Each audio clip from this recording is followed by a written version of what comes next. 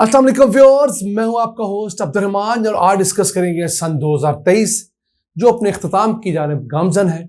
जहां इसने बहुत सारी तल्ख यादें छोड़ी, वहीं पर चंद अच्छी यादें हम आपके साथ गाए बगाए शेयर करते रहेंगे। आज जो चीज़ आपसे शेयर करेंगे वो है वापडा की जानिब से इस साल में रिकॉर्ड सस्ती बिजली की पैदावार।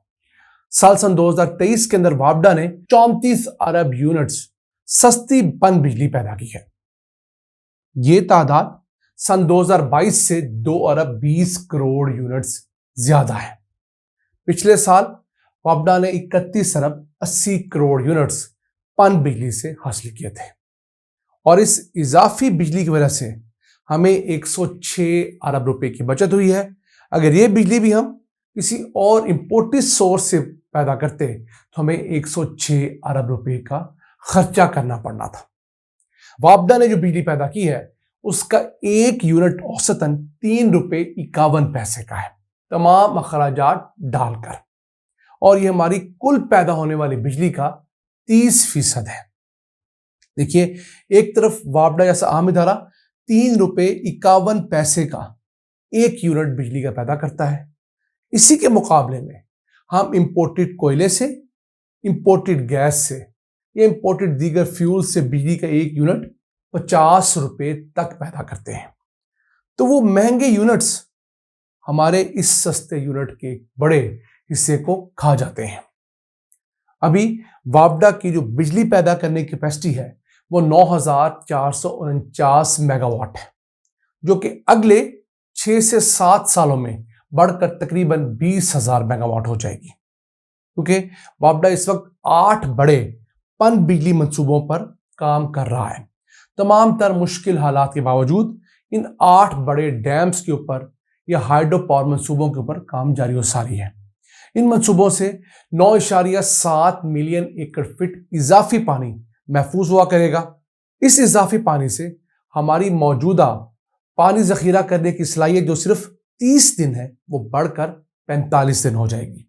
यानी हम अपनी जरूरत के 45 दिन का पानी महफूज कर पाएंगे, जो फिलहाल सिर्फ 30 दिन का कर रहे हैं। इसके अलावा हम अगर इस वक्त 34 अरब यूनिट्स पैदा करते हैं सस्ती बिजली के, तो ये बढ़कर तकरीबन 70 अरब यूनिट्स हो जाएंगे। अब पाकिस्तान ने अपनी तारीख में सबसे ज्यादा पन बिजली सन 2020 के साल में पैदा की थी, जब 38 अरब 30 करोड़ यूनिट्स हमने हाइडल सोर्सेज से पैदा किए थे। लेकिन उस साल और इस साल में एक फर्क है। उस साल में हमारे पास Neelam Jhelum hydro power project full potential पे काम कर रहा था। बदकिस्मती से इस साल और गुज़िश्ता साल आधा हमारे यहाँ जो पन बिजली का मंसूबा नीलम झेलम हाइड्रो पावर प्रोजेक्ट वो फुल पोटेंशियल पे नहीं था। पिछले साल जुलाई में ये खराब हुआ और इस साल जाके जुलाई में इसने काम का आगाज किया। तो आधा पिछला साल और आधा ये साल इसने काम नहीं किया। इस वजह से जो इसकी बिजली पैदा करने की सलाहियत सालाना 5 अरब 15 करोड़ यूनिट्स है, वो सिर्फ इस साल में 1 अरब यूनिट्स रही। तो हमें 4 अरब यूनिट्स की कमी यहां देखनी पड़ी।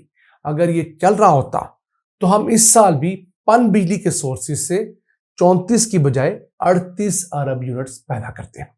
अब आपको बताएं कौन कौन से बड़े सोर्सेज हैं पाकिस्तान में पन बिजली के, उनसे कितनी बिजली पैदा हुई। तो सन 2023 के अंदर तरबेला डैम से मजमूई तौर पर 17 अरब 30 करोड़ यूनिट्स बिजली के पैदा हुए हैं।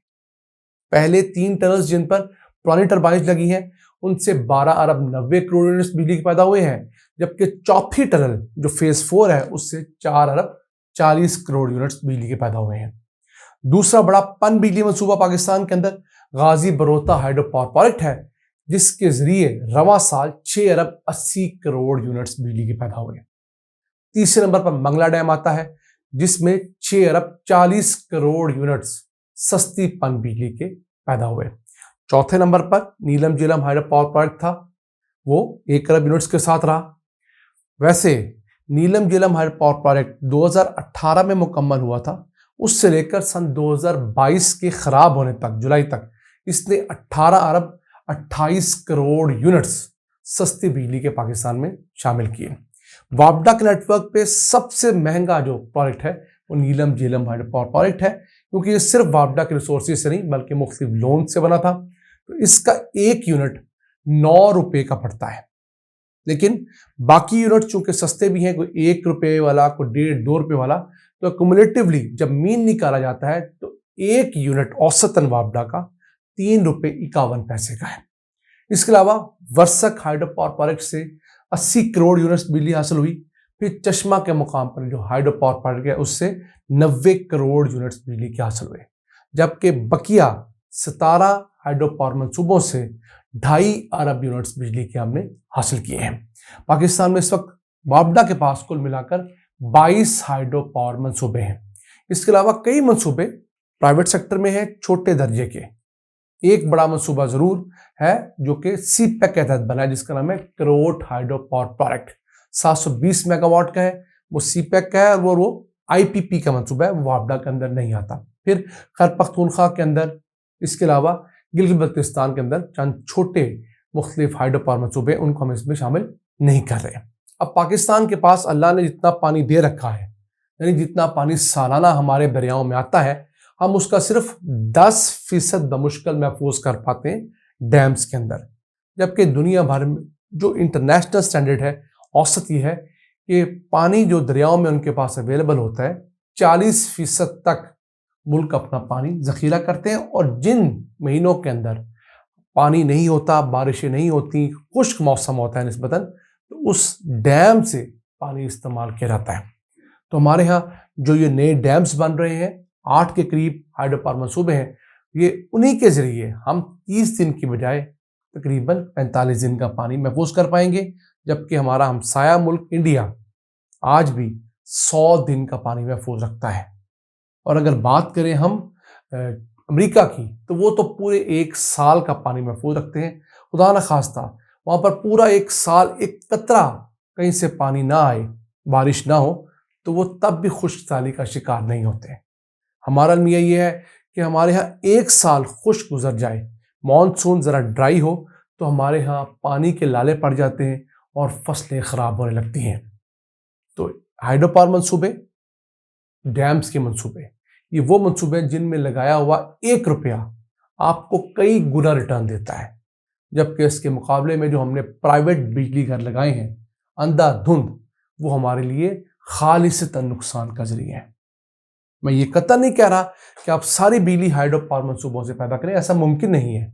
गर्मियों में आपके पास वाफर हाइड्रो पावर मंसूबों से बिजली हासिल होती है, जबकि सर्दियों में वो बिजली बहुत कम रहती है।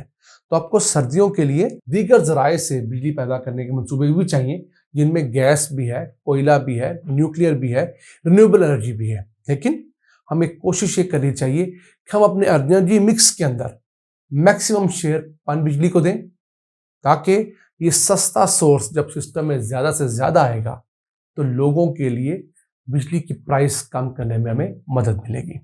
तो नाज़रीन, ये था आज का एपिसोड। हमें उम्मीद है आपको पसंद आया होगा। अपनी सजेशंस, अपनी आरा से हमें आगाह रखा करें। अपने मेज़बान अब्दुर्रहमान को इजाज़त दीजिए। अल्लाह निगहबान।